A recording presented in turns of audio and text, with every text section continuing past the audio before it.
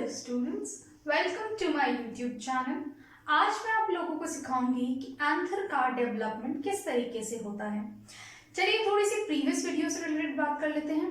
इससे जो previous video थी उसमें मैंने आपको समझाया था कि एंथर के अंदर कौन कौन से टाइप की लेयर्स थी।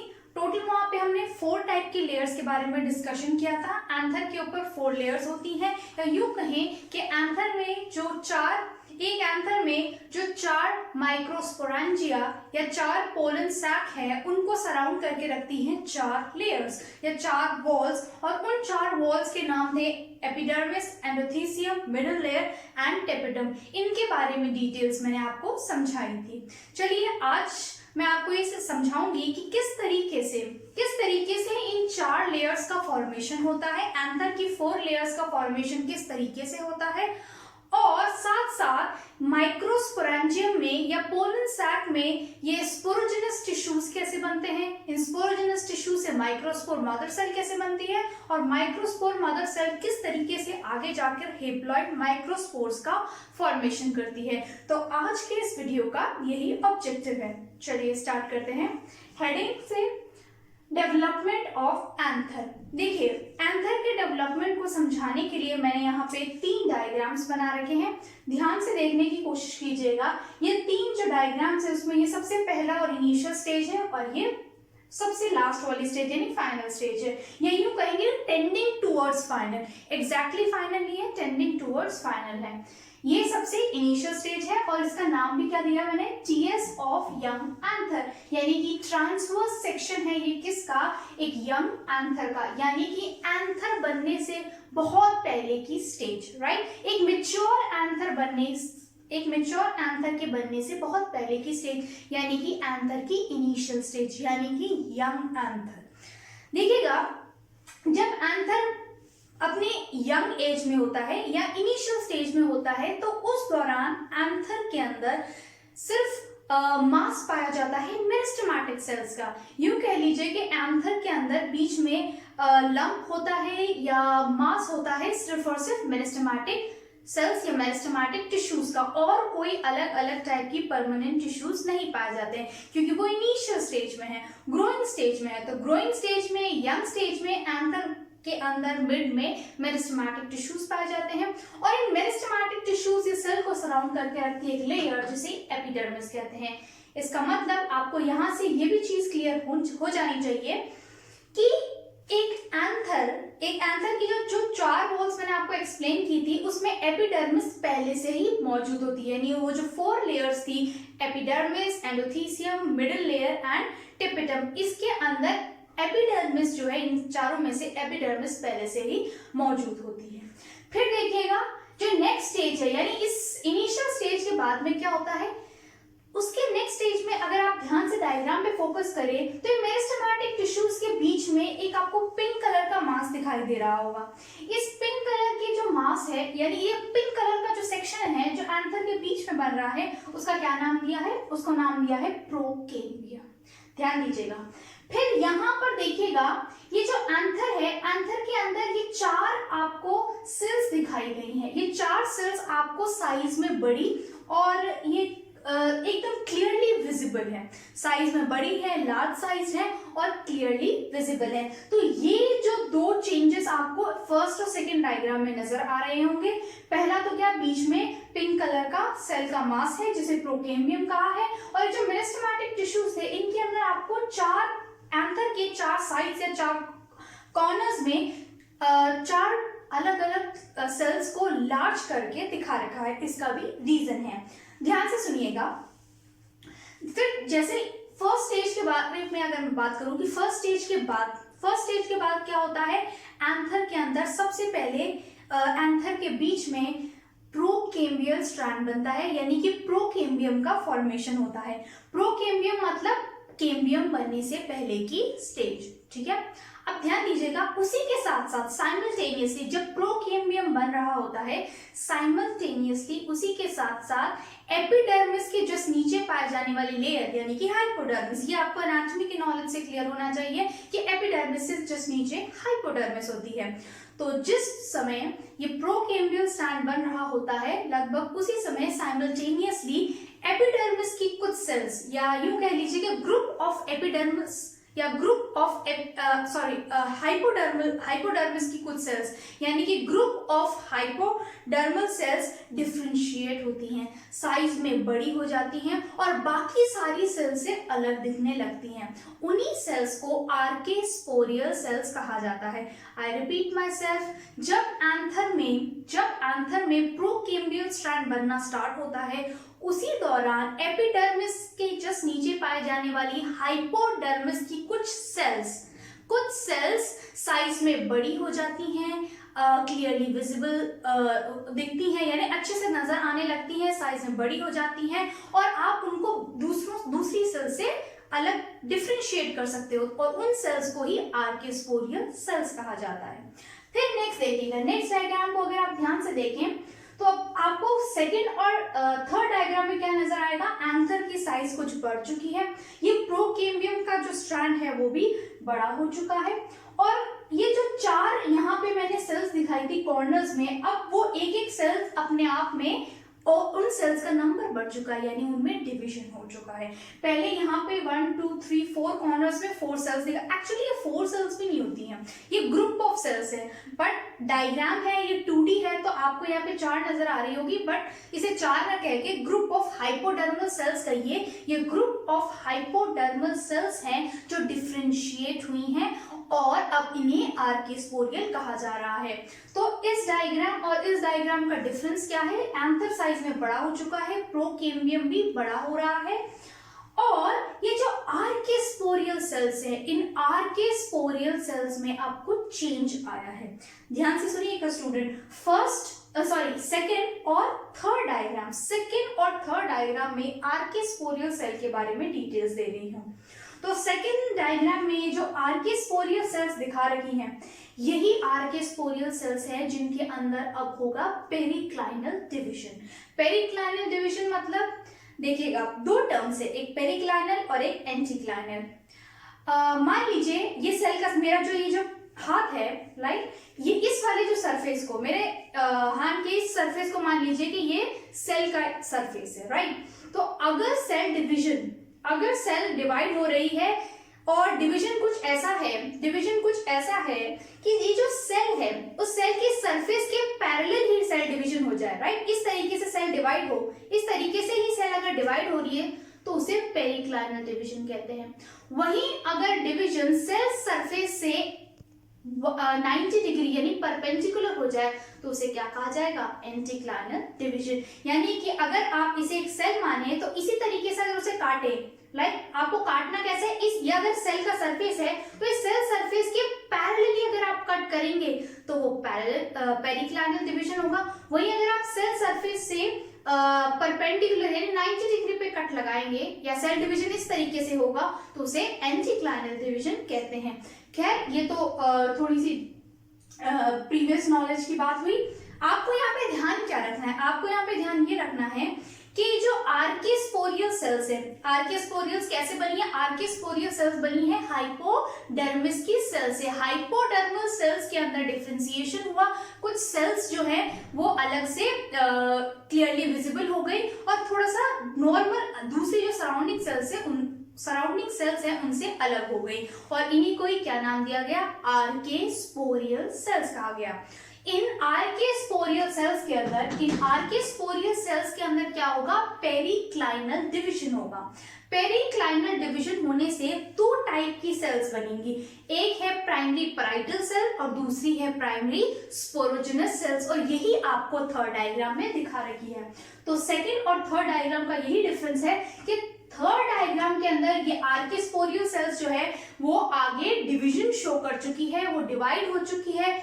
आर्केस्पोरियल सेल्स पेरिक्लाइनली डिवाइड होके बनाएंगी क्या, प्राइमरी पैराइटल सेल्स, जो इस तरफ पेरिफेरी की तरफ होंगी और उससे जस्ट नीचे प्राइमरी स्पोरोजिनस सेल्स। ठीक से देखिएगा, मैंने ये पेरिफेरी की तरफ जो सेल्स बना रखी है वो है प्राइमरी पैराइटल सेल और जो इनसे जस्ट नेक्स्ट है वो है प्राइमरी स्पोरोजिनस सेल्स। तो प्राइमरी पैराइटल सेल और प्राइमरी स्पोरोजिनस सेल्स जो हैं वो किस तरीके से बनी है, वो बनी है आर्केस्पोरियल सेल्स के अंदर पेरिक्लाइनल डिवीजन होने से। चलिए यहाँ तक आई होप आप लोगों को समझ आ चुका हो क्या डायग्राम 1 से 2 और 2 से 3 के बीच में क्या क्या चेंजेस हो रहे हैं। तो पहला स्टेज की अगर मैं बात करूं तो पहले स्टेज में क्या है, एंथर बहुत ही यंग और इनिशियल स्टेज में है, जिसमें एंथर के अंदर मिडिल में या एंथर के अंदर सिर्फ मेरिस्टेमेटिक सेल्स हैं, यानी डिवाइडिंग सेल्स है, कोई परमानेंट नेचर वाली या स्पेसिफिक फंक्शन वाली सेल का फॉर्मेशन नहीं हुआ है, लेकिन उन मेरिस्टेमेटिक सेल्स को एक लेयर सराउंड करके रख रही है, वो है एपिडर्मिस, राइट। और नेक्स्ट में क्या होता है, नेक्स्ट में एपिडर्मिस से जिस नीचे वाली जो लेयर यानी हाइपोडर्मिस की कुछ जो सेल्स है या ग्रुप ऑफ हाइपोडर्मस सेल्स डिफरेंशिएट होती हैं और साइज में बड़ी हो जाती हैं और उसे अलग दिखने लगती हैं और उन्हीं को आर्कियोस्पोरियल सेल कहा जाता है। फिर उसके साथ साथ में एंथर के बीच में प्रोकेम्बियम स्टैंड का फॉर्मेशन होता है। ये प्रोकेम्बियम स्टैंड ही आगे जाके केम्बियम में कन्वर्ट होगा। नेक्स्ट देखिएगा, और थर्ड स्टेज में आपको क्या बताया, ये जो आर्कियोस्पोरियल सेल्स है, यही आर्कियोस्पोरियल सेल्स पेरिक्लाइनल डिवीजन करेंगी और पेरिफेरी के तरफ प्राइमरी पैराइटल सेल्स बनाएंगी और उससे नीचे प्राइमरी स्पोरोजेनस सेल्स का फॉर्मेशन करेंगी। चलिए अब थोड़ा सा डिस्कशन कर लेते हैं हम प्राइमरी पैराइटल सेल का और प्राइमरी स्पोरोजेनस सेल्स का। ठीक से सुनिएगा स्टूडेंट्स, ये जो नोट्स हैं या जो इनकी जो डिटेल्स है, अभी मैं आपको डिटेल्स देने वाली हूँ प्राइमरी पैराइटल सेल और प्राइमरी स्पोरोजेनस सेल का आगे जाके क्या होगा, तो बहुत ध्यान से सुनिएगा। उसके बाद में मैं आपको वर्ड टू वर्ड भी आप लोगों के साथ में डिस्कस कर लूंगी बोर्ड पे पॉइंट्स लिखकर, लेकिन उससे पहले आप ठीक से सुनिए, ध्यान से सुनिएगा। ये जो प्राइमरी पैराइटल सेल होती है, प्राइमरी पैराइटल सेल के अंदर होंगे पेरिक्लाइनल और एंटीक्लाइनल डिवीजन। ठीक सुनिएगा स्टूडेंट्स, प्राइमरी पैराइटल सेल, ये वाली प्राइमरी पैराइटल सेल्स के अंदर लगातार रिपीटेडली पेरिक्लाइनल और एंटीक्लाइनल डिवीजन होंगे और उससे क्या होगा, उससे लगातार पेरिक्लाइनल और एंटीक्लाइनल डिवीजन होने से किसमें, प्राइमरी पैराइटल सेल से 3 से 5 लेयर ऑफ सेल्स बनेंगी, राइट। ठीक से सुनिएगा, प्राइमरी पैराइटल सेल्स के अंदर रिपीटेडली पेरिक्लाइनल और एंटीक्लाइनल डिवीजन होंगे। इन डिवीजन की वजह से 3 से 5 लेयर की सेल्स बन जाएंगी, ठीक है। तो ये जो लेयर्स बन रही हैं, यही लेयर्स आगे जाके फॉर्मेशन करेंगी किसका, एंथर की उन बची हुई 3 लेयर्स का, क्योंकि चौथी जो लेयर थी जो सबसे बाहर थी एपिडर्मिस पहले से ही मौजूद है, तो अभी एक एंथर के अंदर जो 4 लेयर्स मौजूद होती है उसमें से एक तो पहले से ही बन जाती है, तो यानी 3 और बनाने की जरूरत है। यानी कि एपिडर्मिस से जस्ट नेक्स्ट वाली कौन सी थी, एंडोथीसियम, मिडिल लेयर और टेपिटम। ये तीनों लेयर का फॉर्मेशन कौन करती है, प्राइमरी पैराइटल सेल। फिर से सुनिएगा, प्राइमरी पैराइटल सेल के अंदर रिपीटेडली पेरिक्लाइनल और एंटीक्लाइनल डिवीजन होंगे और इन डिविजन्स की वजह से 3 से 4 लेयर्स बन जाएंगी सेल की, और ये 3 से 4 या 3 से 5 लेयर्स बन जाएंगी और यही आगे जाके एंथर की बची हुई उन 3 लेयर्स यानी कि एंडोथीसियम, मिडिल लेयर और टेपिटम का फॉर्मेशन करेंगी। अब ध्यान दीजिएगा, ये जो प्राइमरी स्पोरोजेनस सेल्स है, इनका क्या होगा, प्राइमरी स्पोरोजेनस सेल्स के अंदर माइटोटिक डिवीजन होगा, माइटोसिस होगा, राइट। तो primary sporogenous cells mitosis show करेंगी और वो कन्वर्ट हो जाएंगी स्पोरोजेनस सेल्स में। पहले क्या थी, प्राइमरी स्पोरोजेनस सेल्स में जब माइटोसिस होगा या माइटोटिक डिवीजन करेंगी तब वो कन्वर्ट हो जाती हैं स्पोरोजेनस सेल्स में, राइट। अब ये स्पोरोजेनस सेल्स डिफरेंशिएट होती हैं, इनमें कुछ चेंजेस होते हैं और चेंजेस होने के बाद, डिफरेंशिएशन होने के बाद में इन्हीं स्पोरोजेनस सेल्स को माइक्रोस्पोर मदर सेल्स कह दिया जाता है। आई रिपीट माय सेल्फ, सबसे पहले क्या थी, प्राइमरी स्पोरोजेनस सेल्स में माइटोसिस हुआ और वो कन्वर्ट हो गई किसमें, स्पोरोजेनस सेल्स में।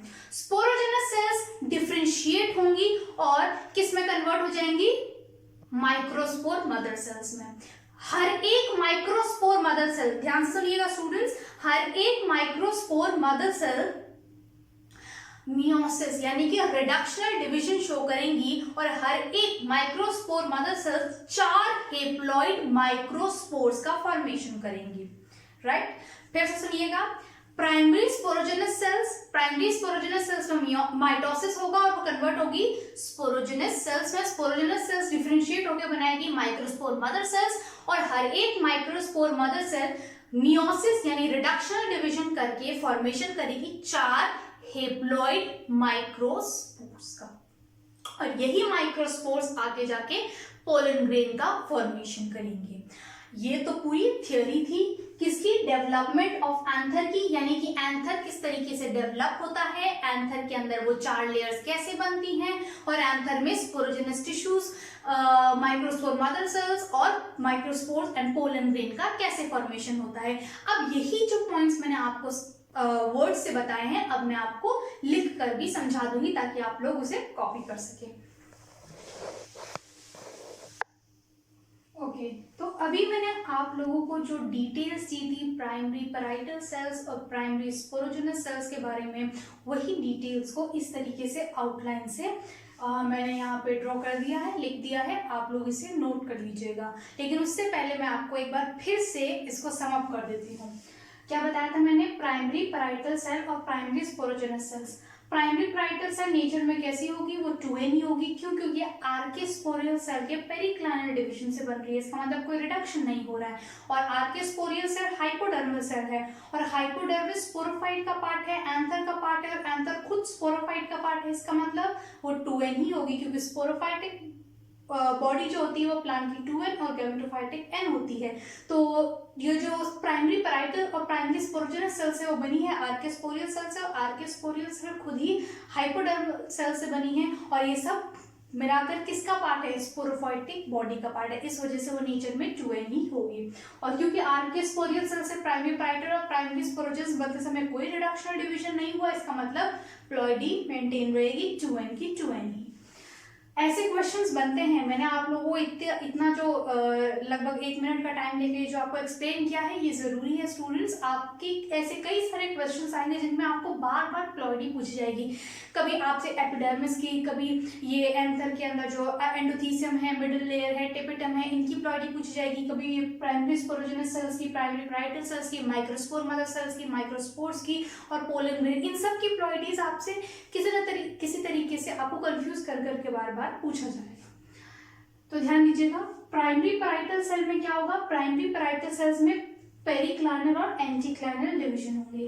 पेरिक्लाइनल और एंटीक्लाइनल डिवीजन होने से क्या होगा, 3 से 5 लेयर्स फॉर्म होंगी जो आगे जाके एंथर की वॉल्स का फॉर्मेशन करेंगी। 3 to 5 layers forming walls of anther. तो एक लेयर तो पहले से मौजूद थी, कौन सी, एपिडर्मिस बची हुई। 3 लेयर्स यानी कि एंडोथीसियम, मिडिल लेयर और टेपिटम का फॉर्मेशन होगा किससे, प्राइमरी पैराइटल सेल्स की बार बार एंटीक्लाइनली एंड पेरिक्लाइनली डिवीजन करने से। और आपको पता है रिडक्शन डिवीजन तो हुआ नहीं, इसका मतलब एंडोथीसियम, मिडिल लेयर और टेपिटम, इनके भी प्लॉइडी लेवल क्या रहेंगे, 2n। तो ये सब भी क्या रहेंगी, 2n ही रहेंगी। नेक्स्ट देखिएगा स्पोरोजेनस सेल्स का क्या होगा। स्पोरोजेनस सेल्स भी 2n ही है। स्पोरोजेनस सेल्स माइटोसिस करेंगी, माइटोसिस करके क्या फॉर्म करेंगी, स्पोरोजेनस सेल्स को। प्लॉइडी लेवल वही मेंटेन रहेगा, यानी स्पोरोजेनस सेल्स भी 2n ही होंगी। लेकिन ध्यान दीजिएगा, स्पोरोजेनस सेल्स डिफरेंशिएट्स, यानी कि इनके अंदर कुछ यानी कि स्पोरोजेनस सेल्स के साइटोप्लाज्म में सर्टेन चेंजेस आएंगे। ये स्पोरोजेनस सेल्स डिफरेंशिएट होंगी, इनमें फंक्शन इंड्यूस होगा, और वो किसमें कन्वर्ट हो जाएंगी, माइक्रोस्पोर मदर सेल में। कोई डिवीजन, रिडक्शन डिवीजन नहीं हुआ, इसका मतलब प्लॉइडी अभी भी मेंटेन है। ये भी 2n थी, स्पोरोजेनस प्राइमरी स्पोरोजेनस सेल्स भी 2n थी, स्पोरोजेनस सेल्स भी 2n है, और माइक्रोस्पोर मदर सेल्स भी 2n है। यहां से ध्यान दीजिएगा, बी वेरी केयरफुल। यहां देखिएगा माइक्रोस्पोर मदर सेल जो है, each microspore mother cell via meiosis form 4 haploid microspores. ध्यान दीजिएगा students, each microspore mother cell via meiosis यानी कि reductional division forms 4 haploid microspores, यानी कि हर एक माइक्रोस्पोर मदर सेल मियोसिस यानी रिडक्शनल डिवीजन करेगी, और उससे बनेंगे 4 हेप्लॉइड माइक्रोस्पोर्स। तो अब क्योंकि आप जानते हैं कि मियोसिस रिडक्शन डिवीजन है, अब प्लॉइडी चेंज होगी। माइक्रोस्पोर मदर सेल की प्लॉइडी 2n थी, लेकिन बनने वाले जो माइक्रोस्पोर्स है उनकी प्लॉइडी क्या होंगी, उनकी प्लॉइडी n होगी। बहुत अच्छे से ध्यान दीजिएगा students, microspore mother cells 2n थी, लेकिन माइक्रोस्पोर्स जो भी बने हैं उनकी प्लॉइडी n है।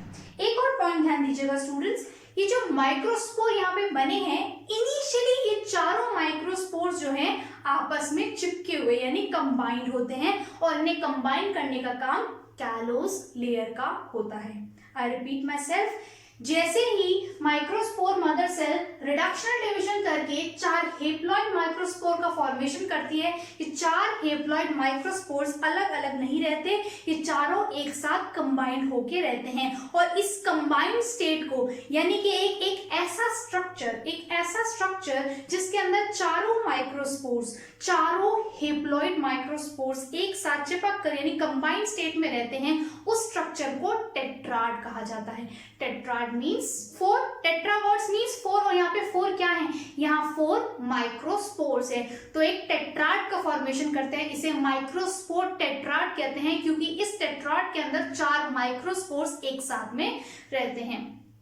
और इसी चीज को मैंने यहाँ पे दिखा रखा है, देखिएगा, माइक्रोस्पोर टेट्राड 1 2 3 4 यानी कि 1 2 3 4 माइक्रोस्पोर्स हैं यहाँ पर, और एक दूसरे के साथ चिपके हुए हैं, फ्री नहीं है। इसी स्ट्रक्चर को क्या कहा जाता है, माइक्रोस्पोर टेट्राड। तो इनिशियली ये चारों हेप्लॉइड माइक्रोस्पोर्स एक दूसरे से कंबाइंड रहते हैं, और इन्हें कंबाइंड करके इन्हें स्टिक करके रखने का काम किसका होता है, इन्हें स्टिक रखने का काम होता है किसका, कैलोस लेयर का। कैलोस लेयर इन्हें चिपका कर रखती है।